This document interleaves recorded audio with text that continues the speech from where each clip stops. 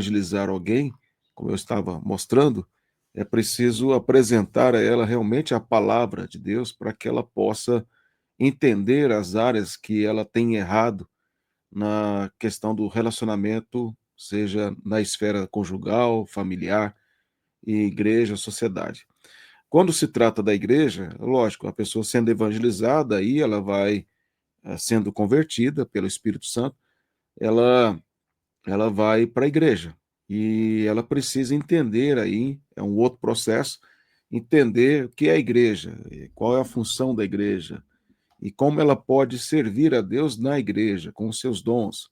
Como é importante ela relacionar com as pessoas de uma forma correta.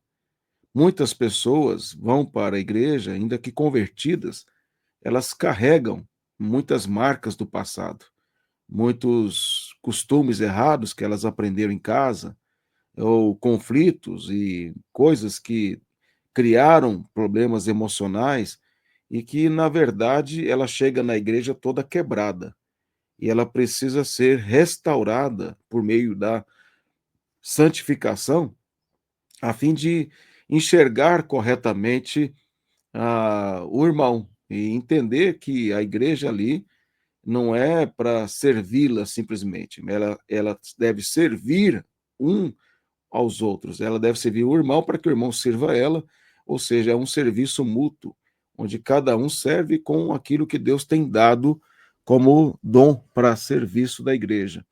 E ao fazer isso, ela vai modificando a sua maneira de agir, a maneira de tratar as pessoas, para que ela possa não ser um instrumento de contenda, mas um instrumento de edificação da igreja. E a igreja, nesse passo em que a pessoa está, ela se torna uma escola de treinamento para a sociedade. Ela se torna um instrumento de aperfeiçoamento, a fim de que a pessoa possa, aprendendo a servir as outras na igreja, ela vai aprender a servir também as pessoas fora da igreja. E aí, como um outro resultado dessa evangelização que transforma cosmovisões, é que a pessoa também vai entender o seu papel na cultura. Ela vai entender que o trabalho dela não é simplesmente para que ela possa ganhar dinheiro, adquirir coisas e conquistar um lugar na empresa, aumentar o seu salário e coisas desse tipo, mas ela vai entender que o seu trabalho, a sua vocação, tem que ser para a glória de Deus. E como que eu posso servir a Deus ou glorificar a Deus com o trabalho? Na medida em que eu exerço da melhor maneira possível aquilo que Deus me colocou para fazer. E pelas motivações corretas. Ou seja, não é só fazer corretamente as coisas. Não é só fazer bem feito, mas é fazer bem feito com as motivações corretas. E quais são estas? É de obedecer a Deus, de honrar, glorificar a Deus e de servir os outros. E a pessoa só vai aprender isso com o Evangelho. O Senhor Jesus deu o exemplo perfeito disso em todas as áreas, naturalmente, com exceção de casamento, né, obviamente, em que ele nos mostra que lavar os pés dos discípulos é uma demonstração de humildade e de serviço ao outro, fazendo aquele trabalho mais desprezível que era feito pelos escravos de uma casa, que é lavar os pés de quem chegava. E ele faz isso para mostrar aos discípulos que, sendo ele quem é, se submeteu a fazer isso em favor do outro, o outro, todos deveriam fazer a mesma coisa. Pedro mesmo tentou negar em não fazer, eu não vou fazer isso, se você não fizer, você não tem parte comigo no reino dos céus. E aí, Pedro naturalmente fez, e não, se eu quiser lavar até o resto pode lavar, não só os pés. Mas a gente vê aí no meio evangélico alguns líderes fazendo aí, lavando os pés uns dos outros, já vi pastora lá, bispa, sei lá o que é lá da igreja, e aí faz aquela fila de pessoas lavando os pés dela. Além de ser uma ação assim completamente contrária à própria ação que Jesus mostrou, que na verdade ele é quem lava os pés dos discípulos, então ela que teria que ter lavado os pés das irmãs, é, são as irmãs que fazem fila para lavar os pés dela. É, é como se Jesus estivesse sentado lá e falasse para os discípulos: façam a fila aí agora e venham lavar os meus pés, cada um por vez aí, vem lavar os meus pés. Além de ser algo contrário à própria ação que Jesus ali demonstra, o significado e o propósito é completamente diferente. É muito mais fácil eu literalmente lavar os pés de alguém no contexto atual do que, na realidade, servir ao irmão com humildade no dia a dia e procurar perdoar, procurar agir de forma paciente, com longanimidade, suportar em amor, como Paulo diz lá em Efésios capítulo 4. Lidar com os meus sentimentos, com as minhas vontades, com os meus propósitos pecaminosos, é o grande desafio, porque isso é contra a relação com os outros.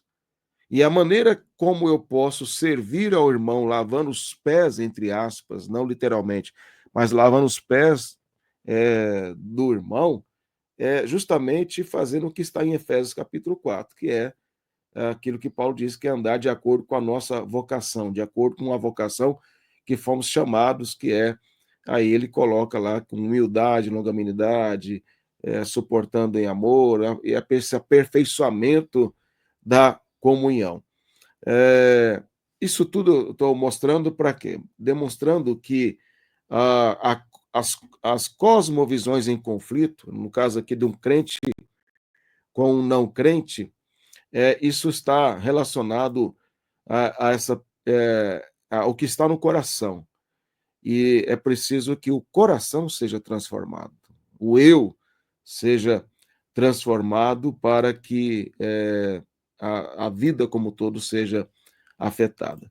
Agora, usando aqui o que Nash vai falar no livro Cosmovisões em Conflito, que na verdade é de onde eu tiro o título desse capítulo, ele vai apresentar aí cosmovisões que podem sobrepor umas às outras em grande parte ou não. E é muito interessante com essa figura que ele coloca, porque uma cosmovisão, ela pode ser semelhante em muitos aspectos.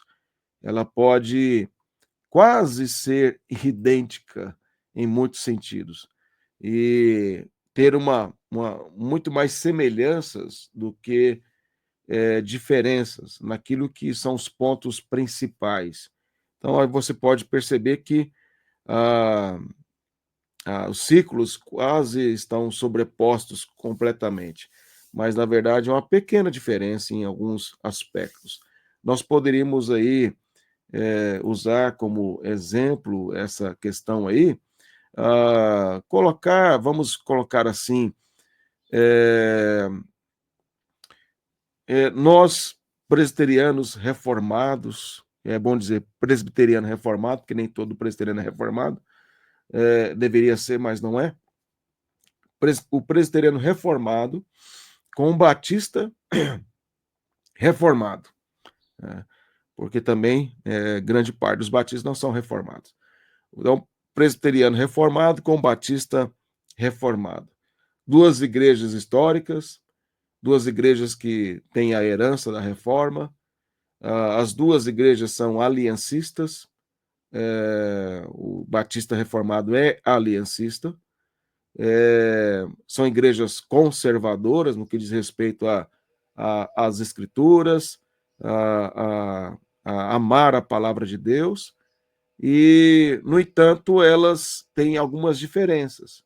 Uma batiza por aspersão, outra batiza por imersão, uma batiza crianças, por entender que é o sinal da aliança, a outra entende que não. São algumas diferenças que existem. Governo da igreja, são governos diferentes de igreja, um é presbiteriano, o outro é congregacional. Então, esses são alguns elementos que diferenciam. Mas, nos pontos mais importantes, elas são semelhantes, elas defendem as mesmas questões. Então, eu poderia dizer que a cosmovisão aí, ela é muito semelhante nos aspectos mais importantes, com outras diferenças aí que envolvem a igreja, as denominações, naturalmente, dentro da sua identidade.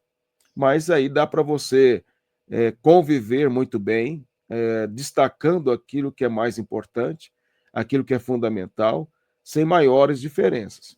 Seria diferente se nós olhássemos aí, por exemplo, para essa próxima imagem aqui, porque aí já começa a ter um distanciamento maior aqui entre as cosmovisões. Poderíamos aí colocar um presbiteriano reformado com um batista arminiano. Aí há um distanciamento maior. Além da questão do governo de igreja, além da questão de batismo infantil, da forma de batismo, você teria a questão da soteriologia, bem diferente, porque um seria calvinista e o outro seria arminiano. E aí teria grande diferença aí nas perspectivas. Um seria aliancista e o outro seria dispensacionalista. Aí há outra, a grande diferença nesse aspecto. Mas seríamos irmãos em Cristo, naturalmente, somos irmãos em Cristo. Não há separação completa nessa questão. Há pontos em comum que, na verdade, a nossa fé em Cristo, pela graça, mas há elementos aí que diferentes, que trazem alguma dificuldade. Mas nós não podemos ser radicais ao ponto, e nem eles também, de achar que não há qualquer relação, não há a mesma fé, embora dentro da mesma fé existam pontos que não são essenciais para a salvação, mas são pontos importantes. Mas daquilo que são pontos fundamentais para a salvação, se crê da mesma maneira. Poderíamos aí citar uma relação de amizade, de respeito, que houve entre George Whitefield e John Wesley. George Whitefield era calvinista, John Wesley era arminiano, e os dois se respeitavam muito, se admiravam naquilo que viviam perante Deus. No entanto, havia grandes diferenças em termos teológicos em alguns pontos, pelo fato de um ser calvinista e o outro ser arminiano. Mas quando perguntaram a George Whitefield para provocá-lo, para ver se ele falava mal de John Wesley, perguntaram assim para ele, senhor George Whitefield, quando nós estivermos no céu, nós veremos John Wesley? E ele disse, nós não veremos. E aí a pessoa, pensando que ele estaria fazendo uma crítica a John Wesley, disse, mas por quê? Ele diz, porque ele estará tão próximo de Deus e nós distantes que nós não veremos. Quando George Whitefield morreu, John Wesley fez o culto, pregou no culto fúnebre e falou que depois dos apóstolos não teve outro pregador mais piedoso que George Whitefield.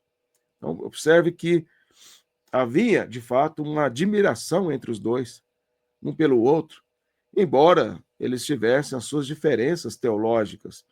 É nesse sentido que eu falo que nós precisamos destacar nesse aspecto, sem negociar a nossa posição, sem negociar a nossa identidade, sem negociar aquilo que realmente cremos de acordo com a palavra de Deus. O próximo quadro, ou a próxima imagem, que Ednest coloca, e eu só fiz umas modificações para adaptar aqui a aula, seria cosmovisões completamente opostas. Estas não têm qualquer relação. Elas realmente são antagônicas. Seria, como o caso que eu citei antes, Stalin e Martin Luther King, embora eu não sei se Martin Luther King tinha aspectos socialistas, né? Mas só pensando assim, que um lutava pela vida, o outro matava pessoas, e era um ditador absurdo, terrível. Ou pegar o... Esqueci o nome do primeiro-ministro lá da Inglaterra, que lutou com Hitler. Pegar os dois, né? Cosmovisões completamente diferentes. Então, pegar aí o Donald Trump com o Maduro, uma coisa mais atual. São visões completamente diferentes, antagônicas. Vou pegar o Irã lá com Israel, são visões opostas, antagônicas. Dentro desse exemplo aqui, dentro da teologia, seria pegar um reformado mesmo, um presbiteriano reformado, com um liberal.